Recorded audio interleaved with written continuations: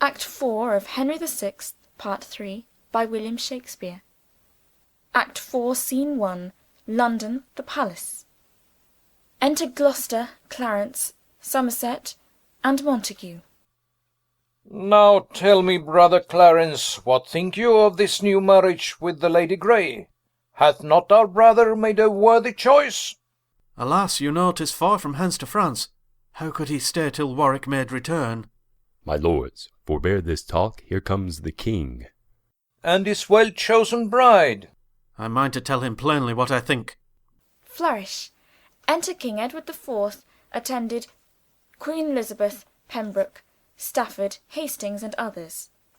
Now, brother of Clarence, how like you our choice, that you stand pensive, as half malcontent? As well as Lewis of France or the Earl of Warwick, which are so weak of courage and in judgment that they'll take no offence at our abuse. Suppose they take offence without a cause. They are but Lewis and Warwick. I am Edward, your king and Warwick's, and must have my will. And shall have your will, because our king. Yet hasty marriage seldom proveth well. Yea, brother Richard, are you offended too? Not I. No, God forbid that I should wish them severed, whom God hath joined together. Aye, and 'twere pity to sunder them that yoke so well together. Setting your scorns and your mislike aside, tell me some reason why the Lady Grey should not become my wife and England's queen. And you too, Somerset and Montague, speak freely what you think. Then this is mine opinion, that King Lewis becomes your enemy for mocking him about the marriage of the Lady Bona. And Warwick, doing what you gave in charge, is now dishonoured by this new marriage. What if both Lewis and Warwick be appeased by such invention as I can devise? Yet, to have joined with France in such alliance would more have strengthened this our commonwealth gainst foreign storms than any home-bred marriage. Why, knows not Montague that of itself England is safe, if true within itself? But the safer when 'tis backed with France. 'Tis better using France than trusting France. Let us be backed with God, and with the seas, which he hath given for fence impregnable, and with their helps only defend ourselves. In them, and in ourselves, our safety lies. For this one speech Lord Hastings well deserves to have the air of the Lord Hungerford. Ay, what of that? It was my will and grant, and for this once my will shall stand for law. And yet methinks your grace hath not done well, to give the heir and daughter of Lord Scales unto the brother of your loving bride. She better would have fitted me or Clarence, but in your bride you bury brotherhood. Or else you would not have bestowed the heir of the Lord Bonville on your new wife's son, and leave your brothers to go speed elsewhere. Alas, poor Clarence, is it for a wife that thou art malcontent? I will provide thee. In choosing for yourself you showed your judgment, which being shallow you give me leave to play the broker in mine own behalf, and to that end I shortly mind to leave you. Leave me or tarry, Edward will be king, and not be tied unto his brother's will. My lords, before it pleased his majesty to raise my state to title of a queen, do me but right, and you must all confess that I was not ignoble of descent, and meaner than myself have had like fortune. But as this title honours me in mine, so your dislike, to whom I would be pleasing, doth cloud my joys with danger and with sorrow. My love, forbear to fawn upon their frowns what danger or what sorrow can befall thee, so long as Edward is thy constant friend, and their true sovereign, whom they must obey, nay, whom they shall obey, and love thee too, unless they seek for hatred at my hands, which if they do, yet will I keep thee safe, and they shall feel the vengeance of my wrath. Aside. I hear, yet say not much, but think the more. Enter Post. Now, messenger, what letters, or what news from France? My sovereign liege, no letters and few words, but such as I without especial pardon dare not relate. Go to, we pardon thee. Therefore in brief, tell me their words as near as thou canst guess them. What answer makes King Lewis unto our letters? At my departure these were his very words: "Go tell false Edward, thy supposed king, that Lewis of France is sending over maskers to revel it with him and his new bride." Is Lewis so brave? Belike he thinks me Henry. But what said Lady Bona to my marriage? These were her words, uttered with mild disdain: "Tell him in hope he'll prove a widower shortly. I'll wear the widow garland for his sake." I blame not her. She could say little less. She had the wrong, but what said Henry's queen? For I have heard that she was there in place. "Tell him," quoted she, "my morning weeds are done, and I am ready to put my armour on." Belike she minds to play the Amazon. But what said Warwick to these injuries? He, more incensed against your majesty than all the rest, discharged me with these words: "Tell him from me that he hath done me wrong, and therefore I'll uncrown him ere it be long." Ha! Durst the traitor breathe out so proud words? Will arm me, being thus forewarned. They shall have wars, and pay for their presumption. But say, is Warwick friends with Margaret? Ay, gracious sovereign, they are so linked in friendship that young Prince Edward marries Warwick's daughter. Belike the elder, Clarence, will have the younger. Now, brother king, farewell, and sit you fast, for I will hence to Warwick's other daughter, that though I want a kingdom, yet in marriage I may not prove inferior to yourself. You that love me, and Warwick, follow me. Exit Clarence and Somerset follows. Aside. Not I. My thoughts aim at the further matter. I stay not for the love of Edward, but the crown. Clarence and Somerset both gone to Warwick. Yet am I armed against the worst can happen, and haste is needful in this desperate case. Pembroke and Stafford, you, in our behalf, go levy men, and make prepare for war. They are all ready, or quickly will be landed. Myself in person will straight follow you. Exeunt Pembroke and Stafford. But ere I go, Hasting and Montague, resolve my doubt. You twain, of all the rest, are near to Warwick by blood and by allegiance. Tell me, if you love Warwick more than me. If it be so, then both depart to him.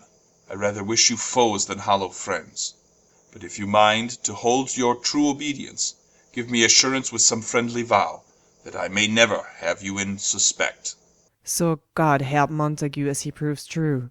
And Hastings, as he favours Edward's cause. Now, brother Richard, will you stand by us?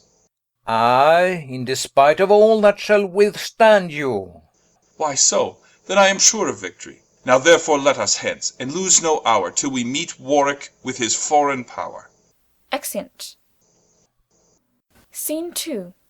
A plain in Warwickshire. Enter Warwick and Oxford with French soldiers. Trust me, my lord, all hitherto goes well. The common people by numbers swarm to us. Enter Clarence and Somerset. But see where Somerset and Clarence come. Speak suddenly, my lords. Are we all friends? Fear not that, my lord. Then, gentle Clarence, welcome unto Warwick, and welcome, Somerset. I hold it cowardice to rest mistrustful where a noble heart hath pawned an open hand in sign of love. Else might I think that Clarence, Edward's brother, were but a feigned friend to our proceedings. But welcome, sweet Clarence, my daughter shall be thine. And now what rests but, in a night's coverture, thy brother being carelessly encamped, his soldiers lurking in the towns about, and but attended by a simple guard, we may surprise and take him at our pleasure. Our scouts have found the adventure very easy, that as Ulysses and stout Diomede with slate and manhood stole to Rhesus' tents, and brought from thence the Thracian fatal steeds, so we, well covered with the knight's black mantle, at unawares may beat down Edward's guard and seize himself. I say not slaughter him, for I intend but only to surprise him. You that follow me on this attempt, applaud the name of Henry with your leader. They all cry Henry. Why then, let's on our way in silent sort, for Warwick and his friends, God and Saint George. Exeunt. Scene 3. Edward's camp near Warwick. Enter 3 watchmen to guard King Edward the Fourth's tent.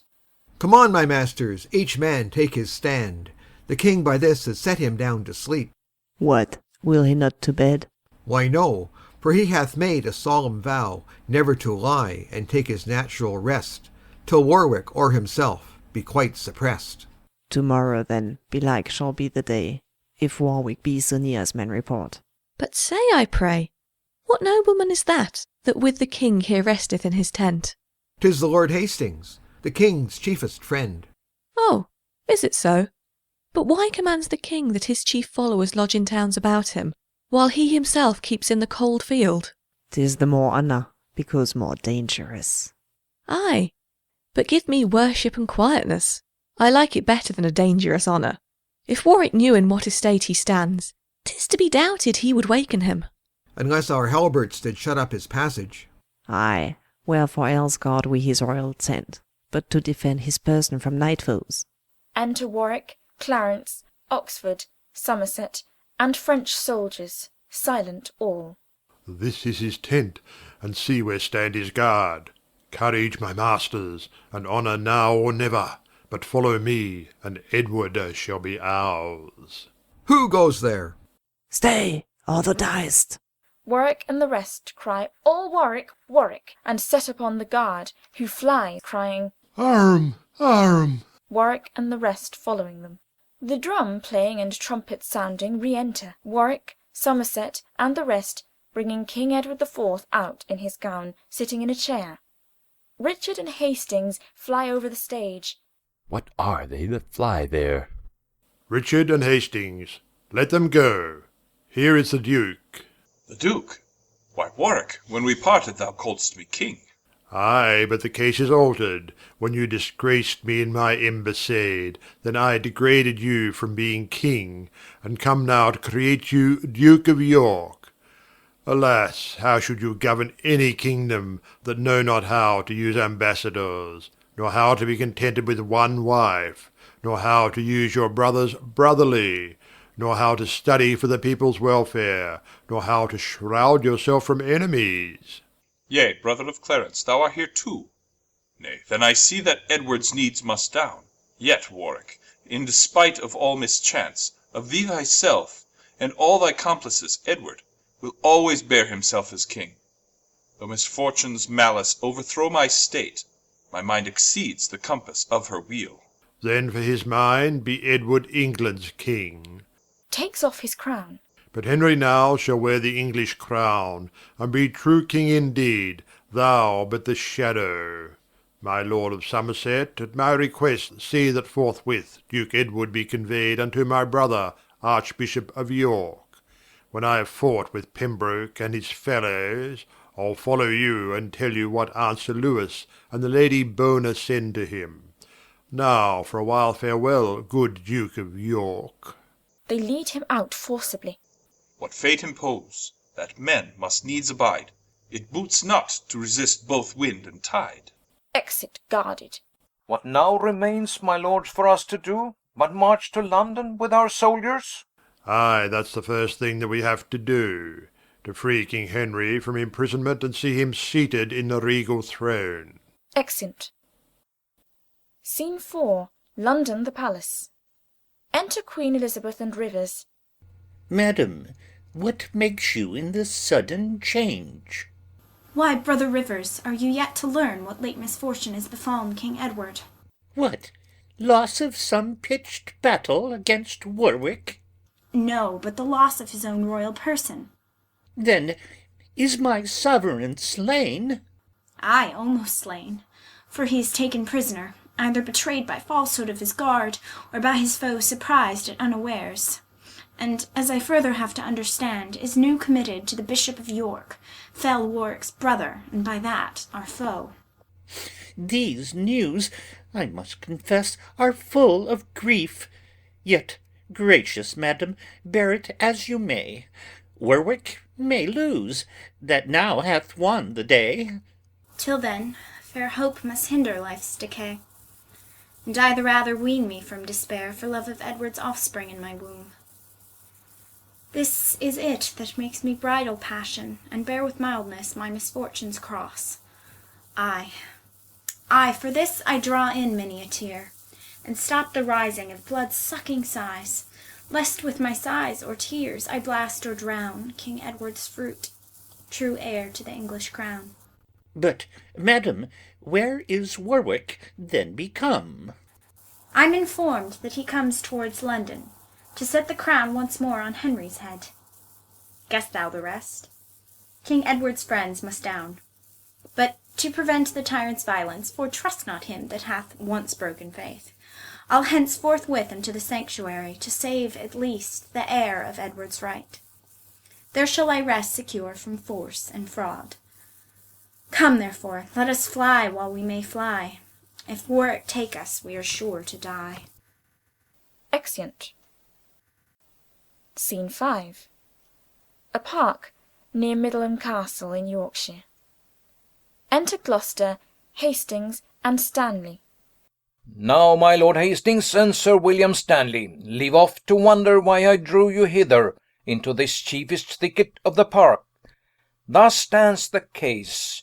You know our king, my brother, is prisoner to the bishop here, at whose hands he hath good usage and great liberty, and often but attended with weak guard, comes hunting this way to disport himself. I have advertised him by secret means, that if about this hour he makes his way under the colour of his usual game, he shall here find his friends with horse and men to set him free from his captivity. Enter King Edward the Fourth, and a huntsman with him.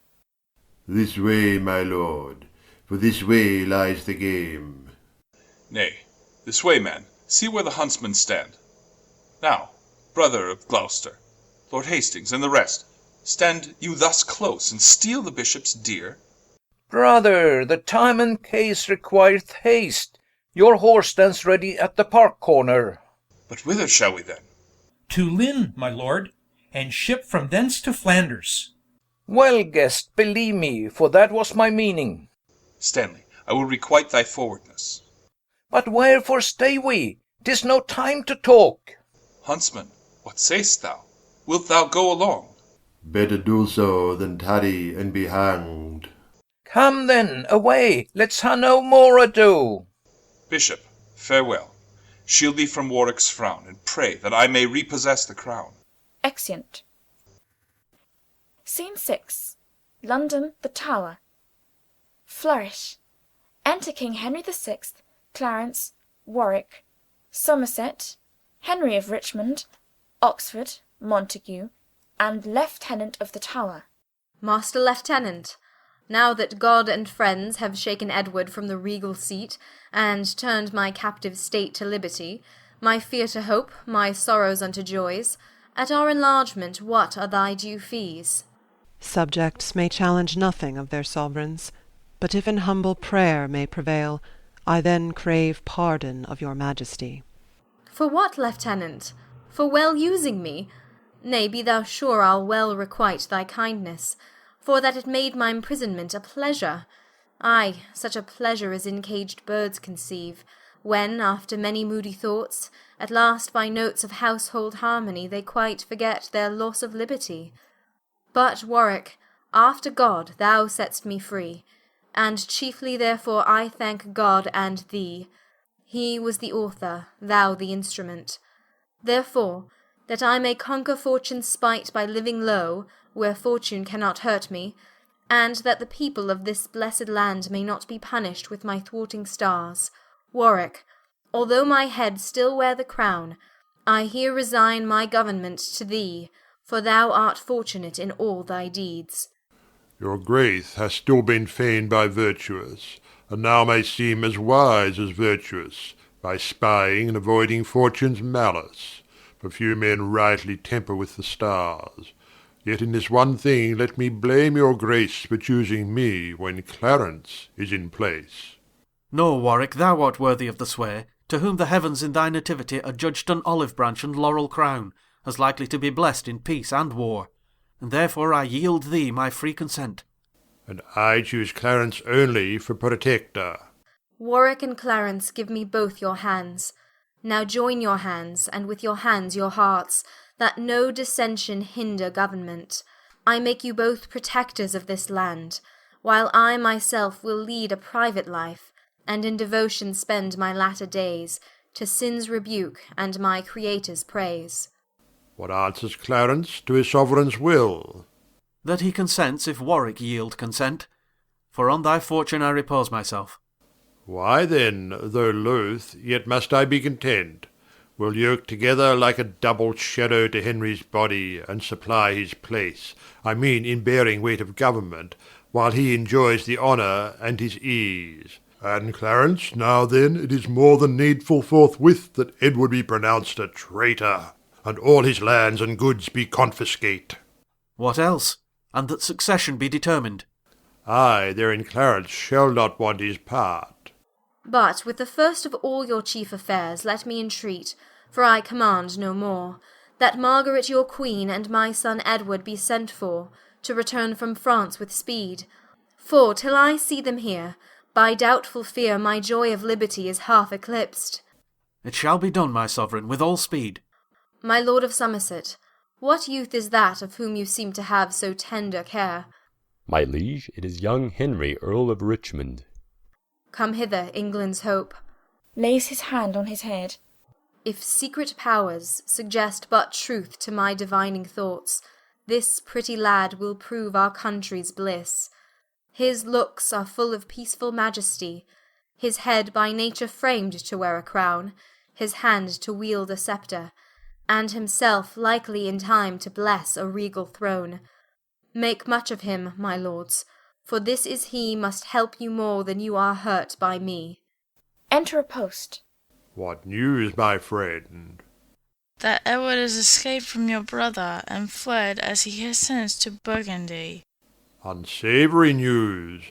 But how made he escape?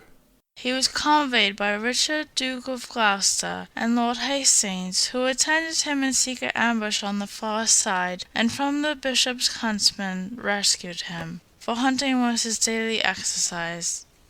My brother was too careless of his charge. But let us hence, my sovereign, to provide a salve for any sore that may betide. Exeunt all but Somerset, Henry of Richmond, and Oxford. My lord, I like not of this flight of Edward's, for doubtless Burgundy will yield him help, and we shall have more wars before to be long, as Henry's late presaging prophecy did glad my heart with hope of this young Richmond, so doth my heart misgive me in these conflicts, what may befall him to his harm and ours.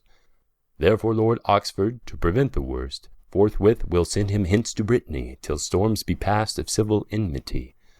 Ay, for if Edward repossess the crown, 'tis like that Richmond with the rest shall down. It shall be so. He shall to Brittany. Come, therefore, let's about it speedily. Exeunt. Scene 7. Before York. Flourish. Enter King Edward IV, Gloucester, Hastings, and soldiers. Now, brother Richard, Lord Hastings, and the rest. Yet thus far fortune maketh us amends, and says that once more I shall interchange my waned state for Henry's regal crown. Well have we passed, and now repassed the seas, and brought desired help from Burgundy. What then remains, we being thus arrived from Ravensburg haven before the gates of York, but that we enter as into our dukedom? The gates made fast, brother, I like not this, for many men that stumble at the threshold are well foretold that danger lurks within. Tush, man, abodements must not now affright us. By fair or foul means we must enter in, for hither will our friends repair to us. My liege, I'll knock once more, to summon them. Enter on the walls the Mayor of York and his brethren. My lords, we were forewarned of your coming, and shut the gates for safety of ourselves, for now we owe allegiance unto Henry. But, Master Mayor, if Henry be your king, yet Edward at least is Duke of York. True, my good lord, I know you for no less. Why, and I challenge nothing but my dukedom, as being well content with that alone. Aside. But when the fox hath once got in his nose, he'll soon find means to make the body follow. Why, Master Mayor, why stand you in a doubt? Open the gates. We are King Henry's friends. Ay, say you so? The gates shall then be opened. They descend. A wise stout captain, and soon persuaded. The good old man would fain that all were well, so 'twere not long of him, but being entered, I doubt not, but we shall soon persuade both him and all his brothers unto reason. Enter the mayor and 2 aldermen below. So, Master Mayor, these gates must not be shut, but in the night, or in the time of war. What? Fear not, man, but yield me up the keys.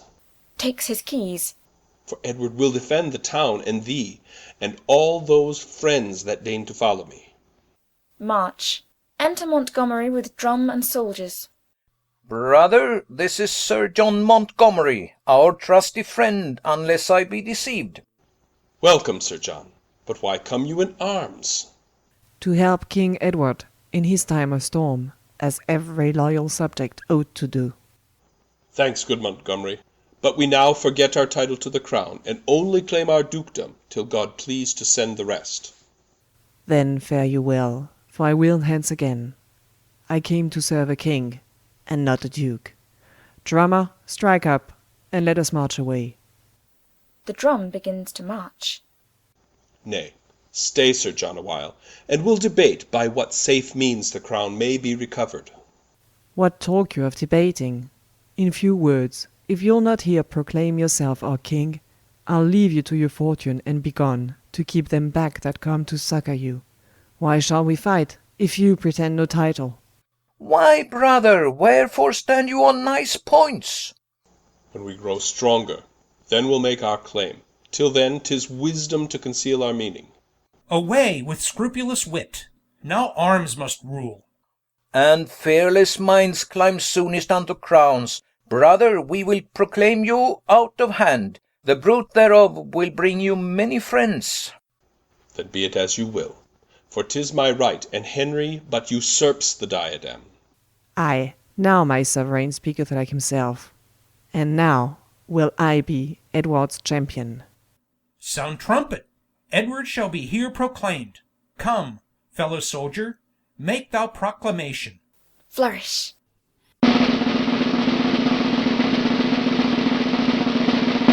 Edward the Fourth, by the grace of God, King of England and France, and Lord of Ireland, true and just heir, Duke of York, Earl of March and Ulster. And whosoever gainsays King Edward's right, by this I challenge him to single fight. Throws down his gauntlet. Long live Edward the Fourth. Thanks, brave Montgomery, and thanks unto you all. If fortune serve me, I'll requite this kindness. Now for this night, let's harbour here in York. And when the morning sun shall raise his car above the border of the horizon, we'll forward towards Warwick and his mates. For well I wot that Henry is no soldier. Ah, forward, Clarence, how evil it beseems thee to flatter Henry, and forsake thy brother. Yet as we may, we'll meet both thee and Warwick. Come on, brave soldiers, doubt not of the day, and that once gotten, doubt not of large pay. Exeunt. Scene 8. London, the Palace. Flourish. Enter King Henry the Sixth, Warwick, Montague, Clarence, Exeter, and Oxford. What counsel, lords? Edward from Belgia, with hasty Germans and blunt Hollanders, hath passed in safety through the narrow seas, and with his troops doth march amain to London, and many giddy people flock to him. Let's levy men, and beat him back again. A little fire is quickly trodden out, which being suffered, rivers cannot quench. In Warwickshire I have true-hearted friends, not mutinous in peace, yet bold in war. Those will I muster up, and thou, son Clarence, shalt stir up in Suffolk, Norfolk, and in Kent the knights and gentlemen to come with thee. Thou, brother Montague, in Buckingham, Northampton, and in Leicestershire shalt find men well inclined to hear what thou commandest. And thou, brave Oxford, wondrous well beloved, in Oxfordshire shalt muster up thy friends. My sovereign, with the loving citizens, like to his island girt in with the ocean, or modest Dian circled with her nymphs, shall rest in London till we come to him. Fair lords, take leave, and stand not to reply. Farewell, my sovereign.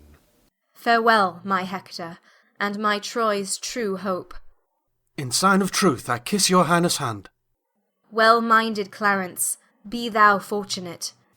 Comfort, my lord, and so I take my leave.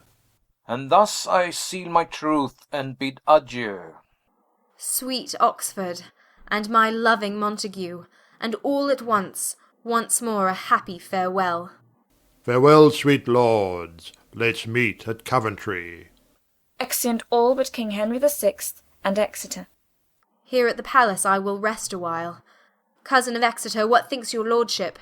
Methinks the power that Edward hath in field should not be able to encounter mine. The doubt is that he will seduce the rest. That's not my fear.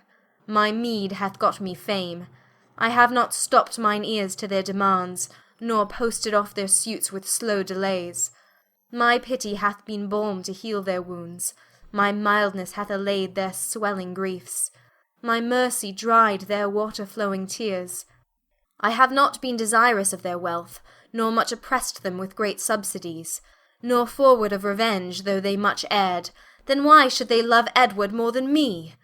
No, Exeter, these graces challenge grace, and when the lion fawns upon the lamb will never cease to follow him. Shout within. A Lancaster, a Lancaster. Hark, hark, my lord, what shouts are these? Enter King Edward the Fourth, Gloucester, and soldiers. Seize on the shamefaced Henry, bear him hence, and once again proclaim us King of England. You are the fount that makes small brooks to flow. Now stops thy spring, my sea shall suck them dry, and swell so much the higher by their ebb. Hence with him in the Tower, let him not speak. Exeunt some with King Henry the Sixth. And lords, toward Coventry bend we our course, where peremptory Warwick now remains. The sun shines hot, and if we use delay, cold-biting winter mars our hoped-for hay. Away betimes before his forces join, and take the great-grown traitor unawares. Brave warriors, march amain towards Coventry. Exeunt. End of Act 4.